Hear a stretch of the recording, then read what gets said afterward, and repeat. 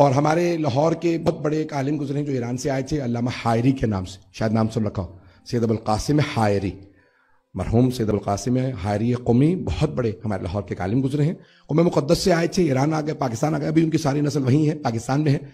تو ان کے سارے نسل والے کہتے ہیں کہ انتقال سے پہلے سید علی حائری کے پاس علامہ اقبال خود آئے، آنے کے بعد سوال کیا تھا، اگر میں وقت لے رہا ہوں کہ علامہ اقبال نے علامہ حائری سے کہا کہ بہرحال آئے ایک مجلس میں، کسی صاحب نے کہا علامہ اقبال سے کہ بھی آپ کو پتا نا علامہ اقبال علماء کے بہت سخت مخالف تھے، دین فی سبیل اللہ، دین ملا فی سبیل اللہ فساد، کہ ملا جو ہے سوائے فساد کرانے کے، اور مجاہد کی ازاں، ملا کی ازاں اور مجاہد کی ازاں، اور تو بہت سخت، کیونکہ اس زمانے کے آپ کو پتا درباری ملاؤں کا دور تھا، اور جو انہوں نے اپنے ہاں دیکھا تو بہت سب متنفر ہو گئے تھے۔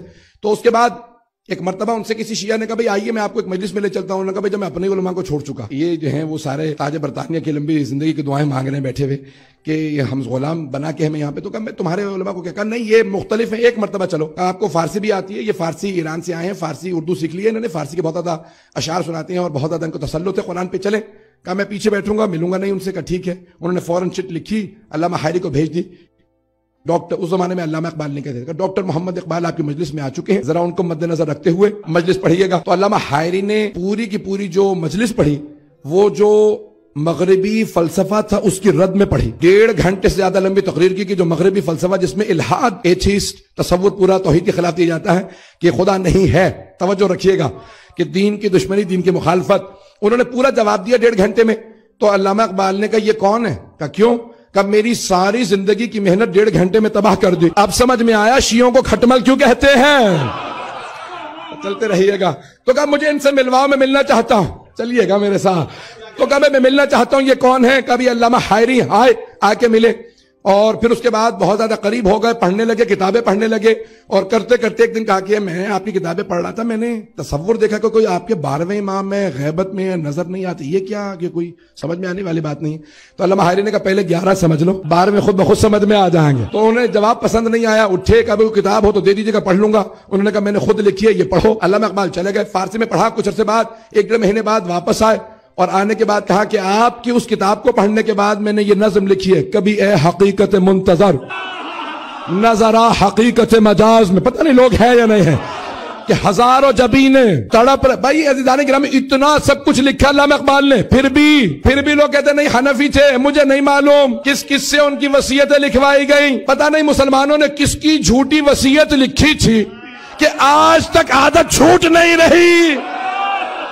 چلیے گا خدا راج میرے ساتھ۔ تو ایک مرتبہ کہا، علامہ اقبال نے بے انتہا لکھا بہت کچھ، اور خود ایک مرتبہ ان سے سوال بھی کیا گیا تھا بھئی آپ شیعہ ہیں یا سنی ہیں؟ شیعہ کہنے لگے آپ شیعہ ہو گئے۔ تو انہوں نے جواب میں کہا کہ پوچھتے کیا ہو، مذہب اقبال کیا ہے؟ یہ گنہگار بو ترابی ہے۔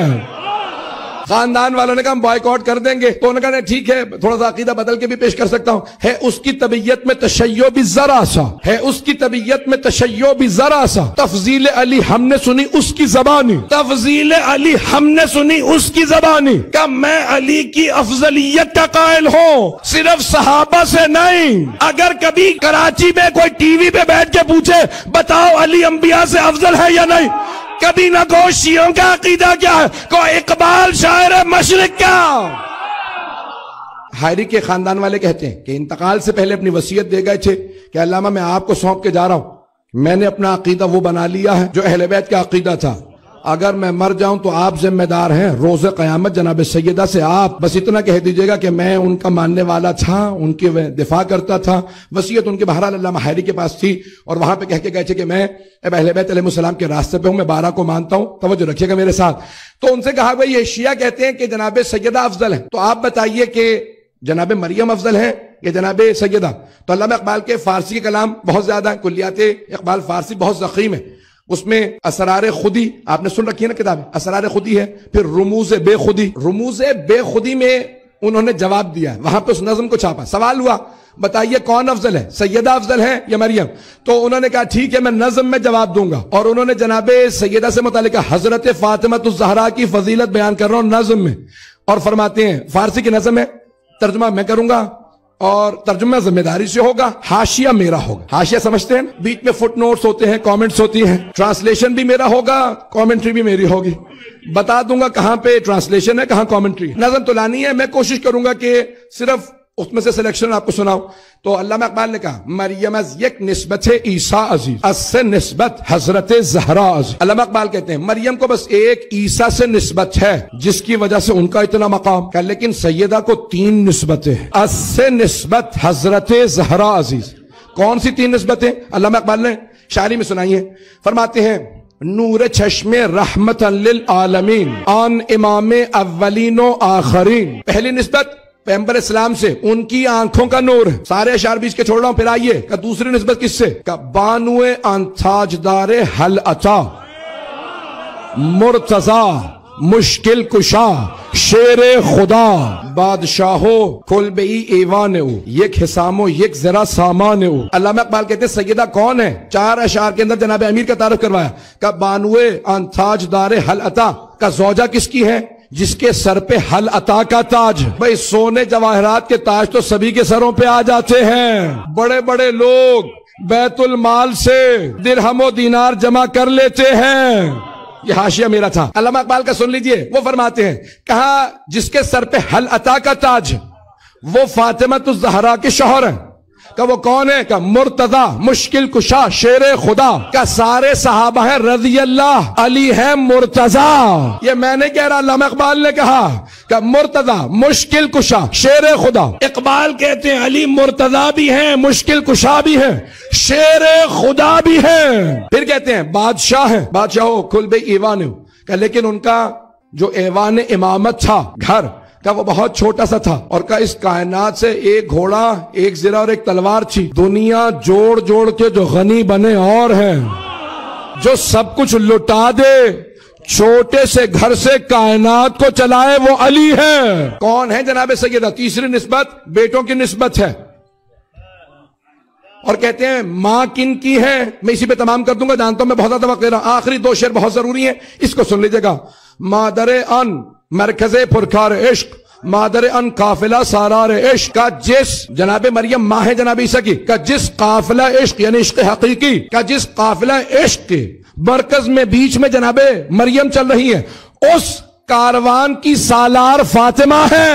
ان کے 2 بیٹے تھے. ان یکی شمع شبستان حرم. کا علامہ اقبال نے امام حسن مجتبی سے متعلق کہا کہ ان یکی شمع شبستان حرم.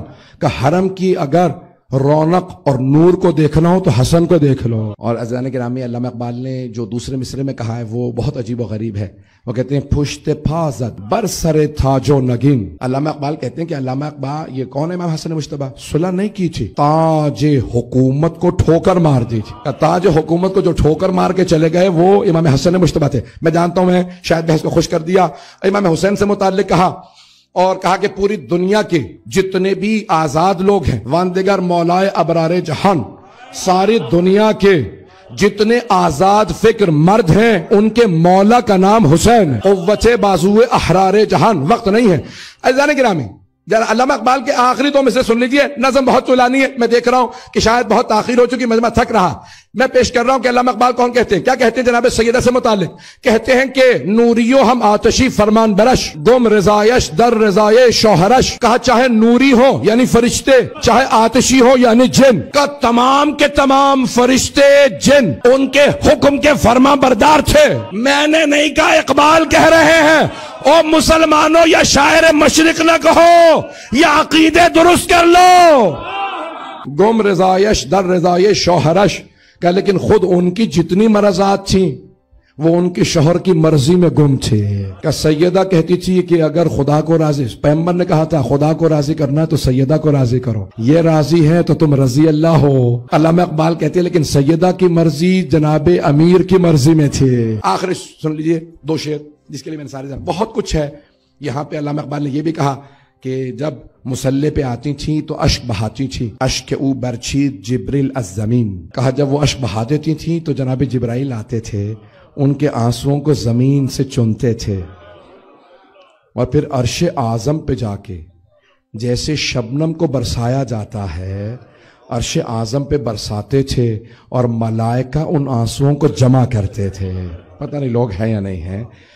یہ علامہ اقبال نے کہا. پھر کہتے ہیں کہتے ہیں کہ رشتے آئین حق زنجیر پاس فرمانے جناب مصطفیٰ، ورنہ گرد تربتش گردیدمی سجدہا رو تربتش پاشیدمی۔ بھائی غور سے سنیے گا، میرے گلے میں بالکل دم نہیں ہے۔ علامہ اقبال کہتے ہیں اسلام کے آئین نے میرے پاؤں کو باندھ دیا اور رسول اسلام کے فرمان کا مجھے پاس ہے، نہیں تو میں کعبے کا نہیں سیدہ کی قبر کا طواف کرتا، ورنہ گرد تربتش گردیدمی سجدہا رو تربتش پاشیدمی۔ کہتے ہیں آئین حق نے اگر میرے پاؤں میں زنجیر نہ باندھی ہوتی تو میں کعبے کو چھوڑ کے سیدہ کی قبر کا طواف کرتا اور وہیں پہ سجدے کرتا۔